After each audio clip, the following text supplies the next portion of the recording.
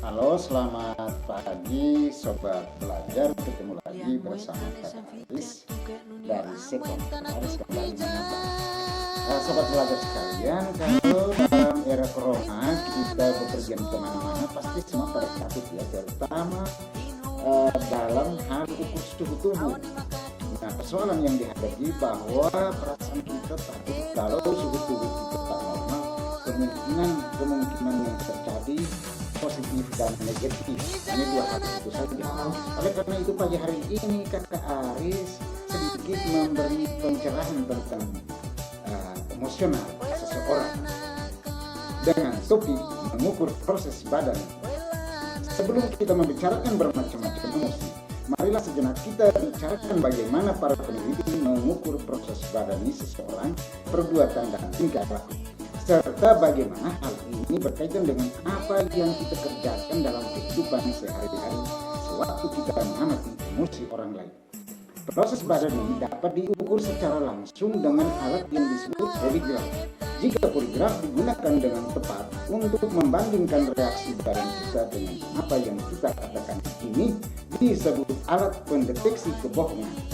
Proses badan ini dapat juga diukur secara tidak langsung.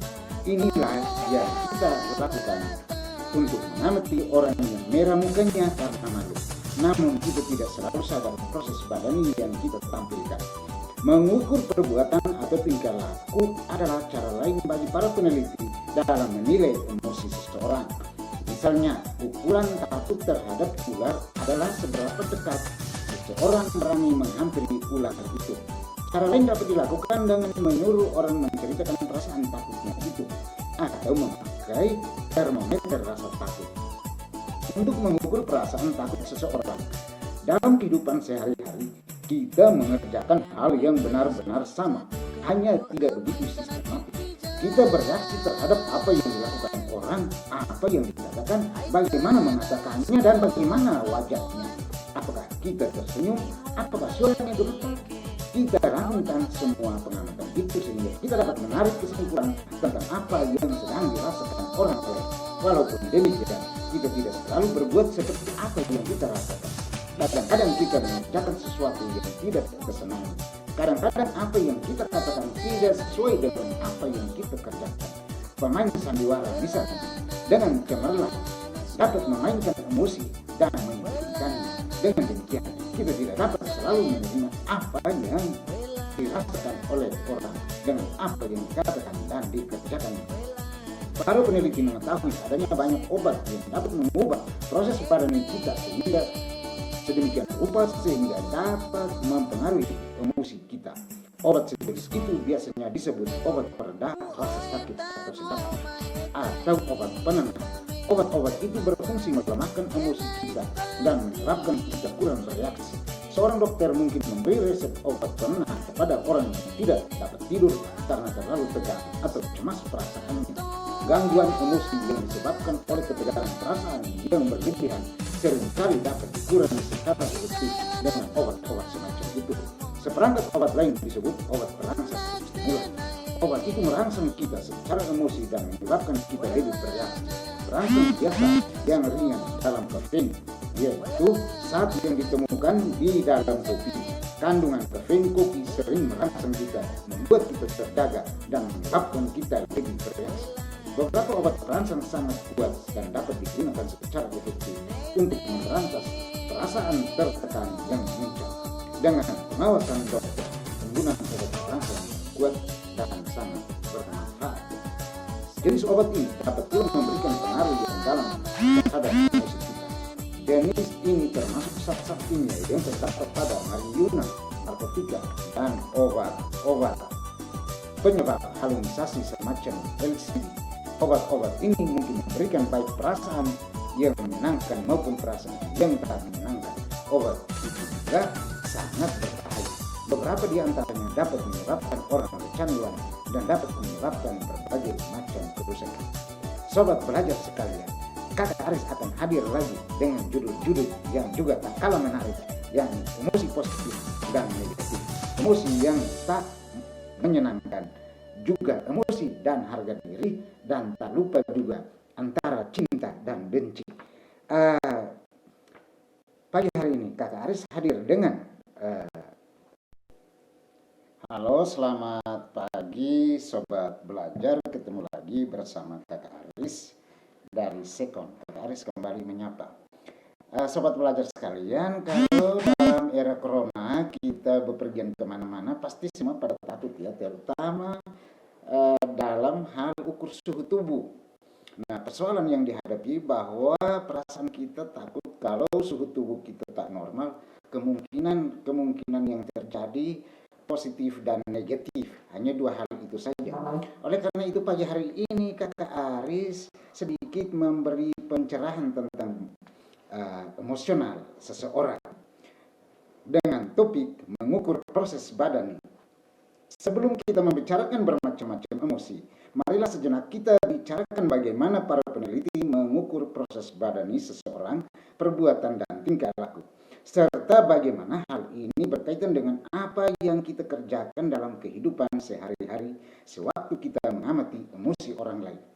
Proses badani dapat diukur secara langsung dengan alat yang disebut poligraf. Jika poligraf digunakan dengan tepat untuk membandingkan reaksi badan kita dengan apa yang kita katakan, ini disebut alat pendeteksi kebohongan. Proses badani dapat juga diukur secara tidak langsung. Inilah yang kita lakukan untuk mengamati orang yang merah mukanya karena malu. Namun kita tidak selalu sadar proses badani yang kita tampilkan. Mengukur perbuatan atau tingkah laku adalah cara lain bagi para peneliti dalam menilai emosi seseorang. Misalnya, ukuran takut terhadap ular adalah seberapa dekat seseorang berani menghampiri ular itu. Cara lain dapat dilakukan dengan menyuruh orang menceritakan perasaan takutnya itu, atau memakai termometer rasa takut. Untuk mengukur perasaan takut seseorang dalam kehidupan sehari-hari, kita mengerjakan hal yang benar-benar sama, hanya tidak begitu sistematik. Kita bereaksi terhadap apa yang dilakukan orang, apa yang dikatakan, bagaimana mengatakannya, dan bagaimana wajahnya. Apakah kita tersenyum, apakah suaranya gemetar? Kita rangkumkan semua pengamatan itu sehingga kita dapat menarik kesimpulan tentang apa yang sedang dirasakan orang lain. Walaupun demikian, kita tidak selalu berbuat seperti apa yang kita rasakan. Kadang-kadang kita mengerjakan sesuatu yang tidak kita senangi. Kadang-kadang apa yang kita katakan tidak sesuai dengan apa yang kita kerjakan. Pemain sandiwara misalnya, dengan cemerlang dapat memainkan emosi dan menyembunyikannya. Dengan demikian, kita tidak dapat selalu menerima apa yang dirasakan oleh orang dengan apa yang dikatakan dan dikerjakannya. Para peneliti mengetahui adanya banyak obat yang dapat mengubah proses badani kita sehingga sedemikian rupa sehingga dapat mempengaruhi emosi kita. Obat sejenis itu biasanya disebut obat pereda rasa sakit atau sedatif atau obat penenang. Obat-obat itu berfungsi melemahkan emosi kita dan menyebabkan kita kurang bereaksi. Seorang dokter mungkin memberi resep obat penenang kepada orang yang tidak dapat tidur karena terlalu tegang atau cemas perasaannya. Gangguan emosi yang disebabkan oleh ketegangan perasaan yang berlebihan seringkali dapat dikurangi secara efektif dengan obat-obat semacam itu. Seperangkat obat lain disebut obat perangsang atau stimulan. Obat itu merangsang kita secara emosi dan menyebabkan kita lebih bereaksi. Perangsang biasa yang ringan dalam kafein, yaitu zat yang ditemukan di dalam kopi. Kandungan kafein kopi sering merangsang kita, membuat kita terjaga dan menyebabkan kita lebih bereaksi. Beberapa obat perangsang sangat kuat dan dapat digunakan secara efektif untuk memberantas perasaan tertekan yang memuncak. Dengan pengawasan dokter, penggunaan obat perangsang yang kuat dan sangat bermanfaat. Jenis obat ini dapat pula memberikan pengaruh yang dalam terhadap emosi kita. Jenis ini termasuk zat-zat kimia yang terdapat pada marijuana, narkotika, dan obat-obat penyebab halusinasi semacam LSD. Obat-obat ini mungkin memberikan baik perasaan yang menyenangkan maupun perasaan yang tak menyenangkan. Obat itu juga sangat berbahaya. Beberapa di antaranya dapat menyebabkan orang kecanduan dan dapat menyebabkan berbagai macam kerusakan. Sobat belajar sekalian, Kakak Aris akan hadir lagi dengan judul-judul yang juga tak kalah menarik, yakni emosi positif dan negatif, emosi yang tak menyenangkan, juga emosi dan harga diri, dan tak tak lupa juga antara cinta dan benci.